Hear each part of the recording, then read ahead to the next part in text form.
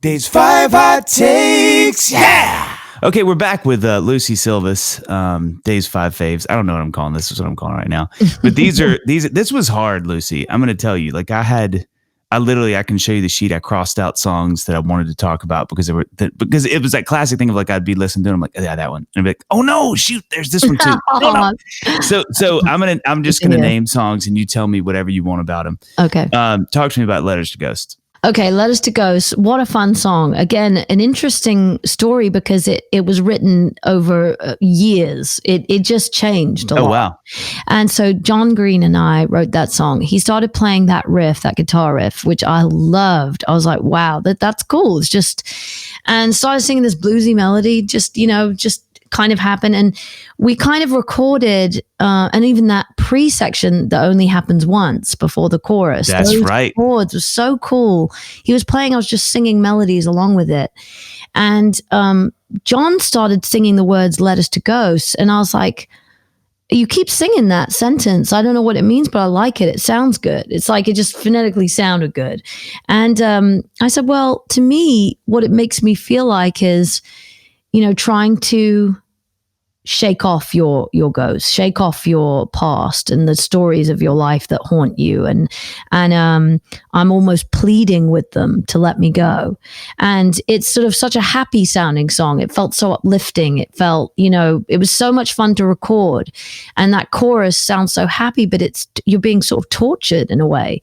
It says, I can't let go of somebody I wanted the most. It was somebody I gave so much of my life to, and had decided that, that period of my life was over, and yet it just haunted me. It was just, it was like chains that I couldn't cut loose. And so Letters to Ghosts just feels, and that kind of distinguished a whole album of songs of writing to the former you, and trying to reconcile that person, forgive that person, make that person feel good about the decisions they'd made. And so Letters to Ghosts emotionally has always been a very poignant song for me, a very sort of centerpiece to all the other songs that came after it. Because, and again, we recorded it like 3 times. For some reason, we couldn't get it right. We couldn't quite, it was either too groovy or too Americana or too, I don't know. We just wanted to do the song justice. And it's always been one of my favorites to perform live. It is. I remember hearing that song the first time. I immediately downloaded it. This is back when, Spotify was in its gestation. So I was, everybody was still buying music. Yeah. I miss those days. But I downloaded it, and I bet you, I'm not being facetious when I say I probably listened to it 10 times in a row. Oh, like, wow. It was just that mainline cocaine music where I was like, I need to ingest this as quickly and as much. That's I wish I hadn't gone there. But I feel like I feel like that about my huge history with cocaine, which everybody knows so well. But one of the things that I love about that song is I feel like I love it when there's an artist I love that I feel like they just nailed. That is such a good representation of them. And I feel like that song with What You Do is such an incredible, it encapsulates so much of what you do so well in a moment. And I love those moments when an artist and especially a friend that's an artist puts out a song and I'm like, yeah, that's, if somebody's like, now there's a lot of these with you, but at the time it's like, if somebody was like, what does Lucie do? I'd be like, yeah, just listen to that song and you'll get it. Thank you so much. I mean, that's really cool to hear. And also, I mean, I think the reason I loved it, I loved the sound of it, but my sound, changes and evolves or whatever. But lyrically, I think even the last line where it says his love has got me stoned, it's more of that, just how can I have such perfect clarity about something and be so confused and torn by it? Yeah. So it's like, it was just lyrically, I think it hit a nerve for me. And obviously I wrote it with one of my best friends in the world. So it was it's a very special, pivotal song for me because it took me on a new path in America as well. Well, it does. Yes, it did, which is amazing. And I think too, and I'll say this finally about it, I think it is like it's a lesson to me in like what a major chorus can do to a blues verse. Because when that chorus comes in, you're just like, no, everything is right in the world, which is funny because to your point, it's not. Lyrically, it's not right in the world, but it feels like it's kind of got this choiry thing happening. Okay, another. This is this is like greatest hits of Lucie, but talk to me about Black Jeans. What a great song. Oh, thank you. That's another really cool story. I'm so glad you picked that one because truly it might be my favorite song on E.G.O. Because, you know, I was sitting there. It was the first time that I've been a big fan of JD McPherson for years. I've been a big fan of Trent Dabbs for years. And they were meeting for the first time on this day. Oh, and, wow. Two great guitar players, and there's me sitting with the guitar going, I have these two chords and I don't really know. And I was like, I don't know why I'm doing this because I'm an idiot, because those two are incredible musicians. But I was like, I don't know. I feel like maybe it could just be this simple. And I listened to the work tape. JD had the title Black Jeans, and he said, I had this title and I don't, and I always wonder what it would have been to him if he hadn't written it with me and Trent. You know, what would you have done with that title? Because obviously when you're in a room with an artist, with three artists in a room, and we could have each taken that song a different way. But I appreciated so much that he gifted that title to me, for me that day, because it took on a life. I didn't even know where it was going. It just started singing that melody, you know, and it felt so natural and simple, just came out. And, you know, that look in your eyes that says you've got me figured out, it immediately started telling me, you know, wow, we really can't, the toughness of this industry, and feeling like, unless I'm seen by everybody, I'm not seen, which is total nonsense. You know, it's not true, but we convince ourselves of that sometimes. And you walk into a room and you've got all, you know, sometimes executives, you know, they're just, you know, looking at everything that you are and that you say and trying to figure out if there's something there they can work with. You know what I mean? And it got to a point, and I understand that and I'm okay with it, but it so takes away from who you are. It rattles who you are, because I kind of, at that point, I'm done with this. I'm done with worrying about what people make of me. You know what I mean? And so it's not even an angry song. It's a freedom song. And the Black Jeans represented, sometimes I'll put on a personality that says, you know, this is my feisty side. I don't care what you think. I'm doing this my way. I don't care what you think success is or what my artistry is. And it says, when I'm wearing my black jeans, you know, you won't even recognize me. It's a simple thing. Black jeans are classic. We always have them. They'll never go out of fashion. They'll be worn with anything at any time. They're just, when you feel like wearing black jeans, you wear them. And that was kind of my thought about being an artist. It's like, I want to stick around. I want to always be around. And I don't want to be a trend. I just want to be something that's here doing my own thing. And that was the symbolism behind that song. And weirdly enough, we wrote probably a verse and a chorus. I was finishing lyrics in the vocal booth when we were recording the vocal. Wow. Because it just kind of was finding its way. It wasn't obvious on the day, but there were fun things when I listened back to the work tape, listening to how we ended the chorus. It was, and that's what makes me feel. I was like, I want something soulful and throwback that brings that Roy Orbison thing back in again, of that kind of rhythm. And JD and Trent are masters of that. That's kind of where they go musically a lot. I think we really did a good job of bringing me, Trent, and JD together that day on a song that's so simple, 2 chords, so simple, and yet it's truly one of my favorite songs, both lyrically and melodically, to sing. I feel like some of the songs that blow me away the most as a songwriter are when there's a subterfuge, when you feel like you know what the song's about, but you don't. Yeah. You know, and the writer, like what you just did, you know, I remember talking to John McLaughlin. He has a song called Indiana that's about the music industry. And it will, but I'll never forget a decade ago, because I'm obsessed with that song. I love that song. And John telling me, oh yeah, you know, I was like, tell me that. He's like, oh, it's about the record industry. And I was like, wait, what? Yeah. And then I had to go back and listen. And I was like, oh my gosh, the same, you know, infamous, there's a lot of these actually. I had a guy asked me about this, but that I did on the Q&A. But Sarah Bareilles' love song. I'm not going to write you a love song, but the label said, "Hey, we need a love song." So I love those kind of songs, and I'm always amazed. So it's even cooler to hear you explain Black Jeans that way, because I thought I knew what it was about. Okay, talk to me about How to Lose It All. I love this song. Oh man, I'm so glad you picked that one as well. I was literally talking about that 2 days ago. Again, when I play live, How to Lose It All is just the exhale moment. It is so much fun. And sometimes I've opened the show with that. But to open the show with that made me so happy, because it made me instantly at home on stage. Yeah. Because I get very, very nervous before I go on stage. And a lot of my friends have said they see me and they say, okay, you look like a deer in headlights at first. And then something happens to you where something shifts, and then you're somewhere else. Mm-hmm. You're with the audience, but you're somewhere else. You're a kid again, like we talked about earlier.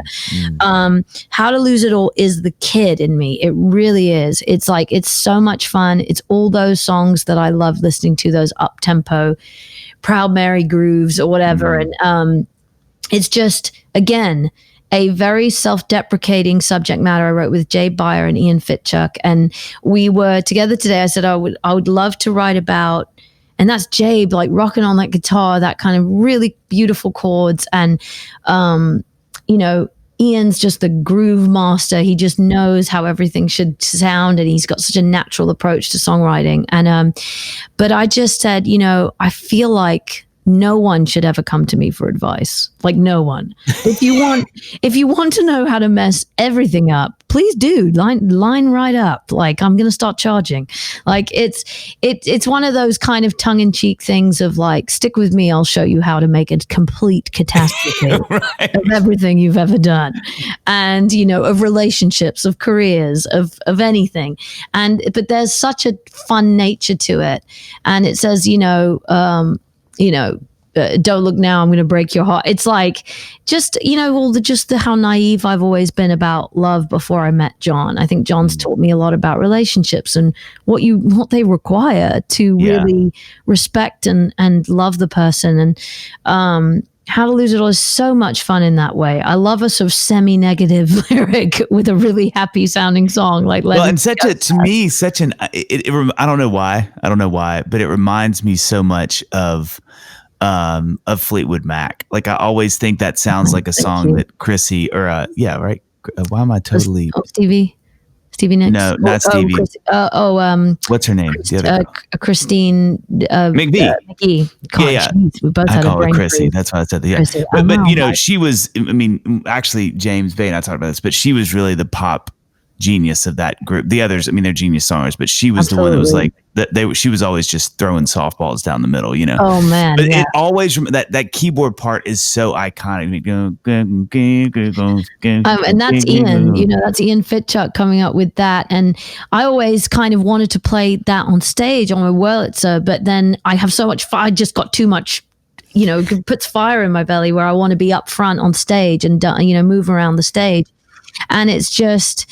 It does feel like a combination of the kid listening to all my favorite Roy Orbison, Michael Jackson, Stevie, Jackson 5, big up-tempo soul songs or whatever, of, even the Bee Gees, Diana Ross, all those things of real pumped energy. But it was bringing me into it. It was bringing my own story into it. And that's what I always loved about someone like Amy Winehouse. She had this throwback sound reminiscent of the Ronettes and all those people. But lyrically, it was completely modern, and it was completely her, and it was her story, and it wasn't stock lyrics. It was really a story in her identity. And that inspired me a lot. And I was like, I really want to, I don't feel like an artist if I'm not saying all my own things and telling my sad stories. Yeah, that's right. But it wrapped in, I mean, that song to me is like, it is a great example of, you just do no work. You just listen. I can put that song on. I'm just like, I'm happy. I'm not doing any like, what's going on? It's like, just fun music that I love to listen to. But it's so funny to your point, because it's got such a heavy leaning to it. So talk to me about Everything Looks Beautiful. Thank you for choosing that one. Again, to sing like, I keep saying Everything's my favorite song, but that one's very special to me because it felt like suddenly this is everything I've ever wanted to be in a song. Yep. And so I was sitting with Natalie Hemby and Gabe Simon. he was on the Wurlitzer, I was like, I've got a vision of, I'd see Ray Charles and he has his backing singers and they're in the studio and they're doing a call and answer. And I want to sing a line. I want them to sing it back to me. And we knew that already. So the work tape is very close to how it ended up being, except the genius of John Green in the studio producing that song, the delay on the drums, the sound of the drums, the bass playing played by John, where, you can hear a lot on the James Bay record, that bass playing is a lot of John. And he's such a great bass player. People often have commented on how he's got this Paul McCartney approach to the way he plays as a songwriter. It's very melodic, the way he plays bass. And, oh man, that song again, when I'm on stage, I'm like, okay, this is not only really me, but it's everything I've ever wanted to be. And I get to sort of sing my heart out on it, but also it's very intimate. It's very, very intimate song. And it's everything I want love to be. It's, when I wrote it purely with John in mind, saying, you really do bring the joy back to love. You took the pain away from love for me. And that song, I always sing it with him in my mind. And it just feels like all the hardship. And that's not to say you're not constantly evolving in your relationships and working at them. But when I sing that song, I feel like something clicked with relationships for me. And that's that song. And the soulful aspect to it, I just feel like that was, if I could have written a career song just for me, not saying it's a career song, I'm just saying for me, that was it.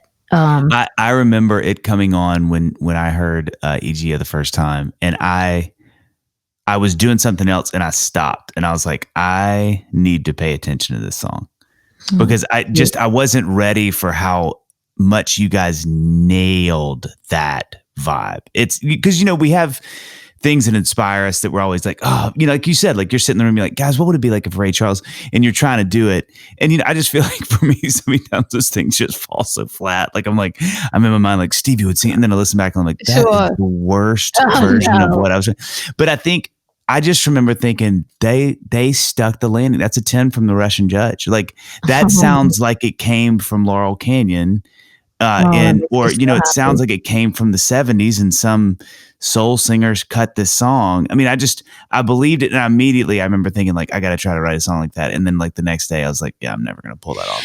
Oh, I appreciate that. I mean, you can write anything, but it's true. But you know this, and I know this as songwriters, you cannot plan. I had an idea in my head, but I didn't think anything of it. I didn't expect it to happen. I didn't sit in the studio going, I'm writing a song for my album and it's going to be this, because those songs never work. Because like you say, how do you write we all are influenced by older songs. We're all trying to reshape and reinvent something we love from the past that's ours.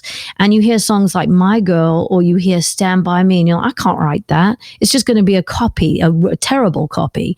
And so I didn't expect to go into the studio to write a 6/8 ballad and have it work. I'd never expect it to work, because I'm like, this is just going to be just a photocopy of something, and it's going to be blurry and awful.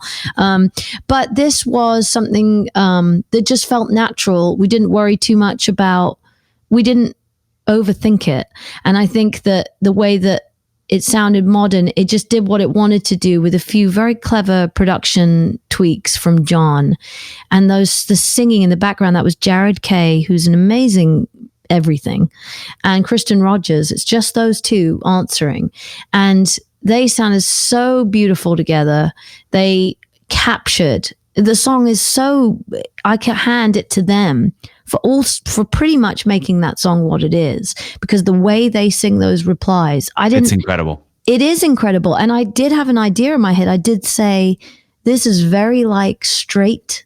It's not showstoppery. It's like, just sing it real straight. But the tone of their voices, that is just crazy. Them. I did not do that. And so They nailed that, and they made that song what it is. Well, too, I'll say this too, lastly on that. I think it takes a real, I mean, this sounds crazy probably to you, but I think it takes a real moment of bravery to write a song like that, because it can go so wrong in the writing room. You know what I mean? Where you're like, and then you guys repeat it. And then if you're not careful, for me, I'm already going, God, how do you pull this off in the studio? And it's like, no, leave that alone right now. Just write the song. Write the song, exactly. You know, because it's hard not to get ahead of yourself and go, well, live, could I do it in a round, or how would I?